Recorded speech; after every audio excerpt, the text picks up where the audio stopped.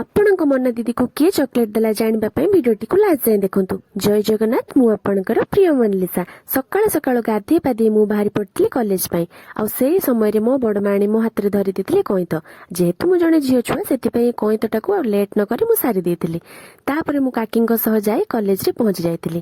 ସେଠି ଦେଖିଲା ବେଳକୁ ଲିପ୍ସା ରାଣୀ ମଧ୍ୟ ଆମର କଇଁତ ପଛରେ ପାଗଳା ହେଇଯାଇଥିଲେ। ଚେଷ୍ଟା ପରେ ଲିପ୍ସା ରାଣୀ ଆମର କଇଁତଟିକୁ ଫଟେଇବାରେ ସଫଳ ହେଇଥିଲେ। ସେ ଭିଡିଓଟି ଏଥିରେ ନାହିଁ। ତାପରେ ମୁଁ ଏଠି ବସି ଯାଇଥିଲି କଲର କରିବା ପାଇଁ, କାହିଁକି ନା ଆମର ଆଜି ଆସାଇନମେଣ୍ଟ ଥିଲା।